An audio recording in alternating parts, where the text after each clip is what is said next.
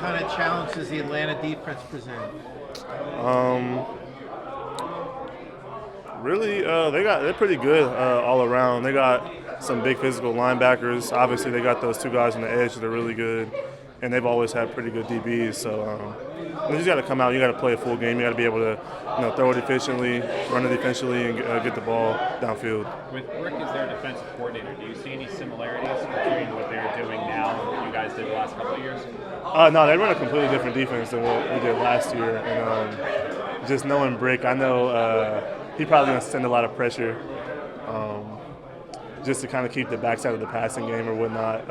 But they pressure a lot in general, so you just got to be prepared for that, be ready for that. They got like I said, they got big physical linebackers, so you definitely got to come with your hard hat on.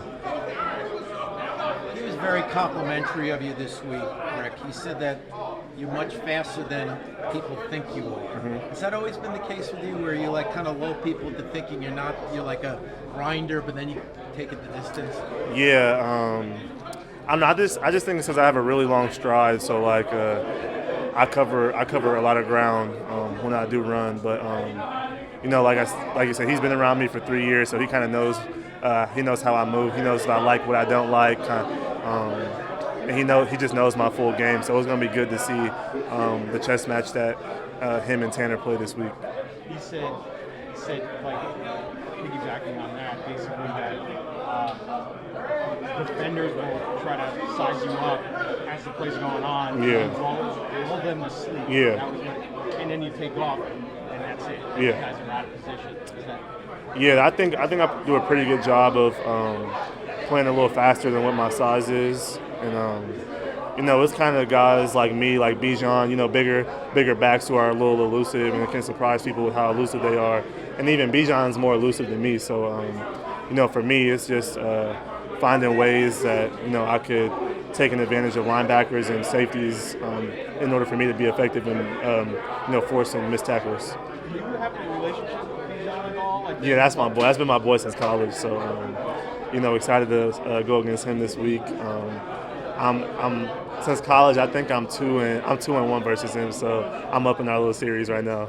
Now you guys look at a lot of film of other backs to help you with your craft. What do you see from him on film? Just a complete package. He's really good at pass pro. He can catch it, run it. He can run inside zone, outside zone, power counter. He could get on the edge, run a sweep, catch a screen, and take it to the house. So, he's going to propose a really big challenge for our defense this week. And, I think we have the D-line and linebackers to, try to contain him. He's a player that you can't so much just stop. You can only contain him. So hopefully, I always hope he has a good game, but just not this week. This week, Breece, was one of your more involved in the passing game. Mm-hmm. Do you expect that to be the case moving forward now? I feel like we've talked about you as a receiver so much the last couple of years. I just go with how the game's called. I ain't really so much like, focusing on this, that, and the third. It's just when I'm in the game, the flow of the game, whatever it's called, that's what I'm going with. Will you talk to Tyrod about it, though? Like, can you have a one-on-one with him about just discuss you in the flat, you outline anything? Yeah, I talk to him every play, pre-snap, on pass plays, but as a running back, it's like a little extra cheat code to let a quarterback know what your route is, because what processes in the quarterback's brain is like, okay, if nothing's open, I know my running back's over here or over there, so then he'll just dump you the ball. And with the trust I have from the quarterbacks, they trust me. If they throw me the ball for 2, they trust me to get 5, 10, 15. So. Did you talk at all to Bijan this week? Nah, I haven't talked to him this week. Trash talking? Nah. Breece, when we saw you after the game, you were still beating yourself up over the fumble a little bit. How long does it take you to kind of get over that and move on from that after a game? It don't take long, Like I said, I'm a player that the coaches, they want the ball in my hands, and they know I'm more disappointed in myself than anybody else could be. So it's just a thing of like coming back and just getting better and not doing it. Just moving on to be honest. Play the next play, play the next game.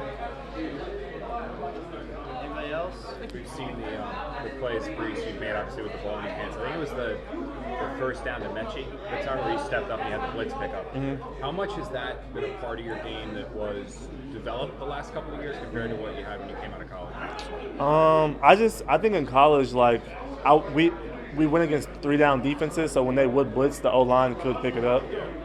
So now going against a majority of 4-down and 5-down defenses is like, as a back, it's like you're gonna have to protect whether you want to or not. So for me, especially this year, that's how you get paid. So the opposite that I do have, I try to just do my best. I'm not perfect. I think I can speak for every running back and say that, like, sometimes linebackers are big too, so you get ran over. Sometimes it is what it is. But just for me, it's just doing my 111. So on the play, if I got to protect and have that not me mentality, so I don't want to be the reason the play's messed up or something happens. So if I had to, I'm gonna step up and I'm gonna hit them and try to stay on, and hopefully I'll win. So yeah.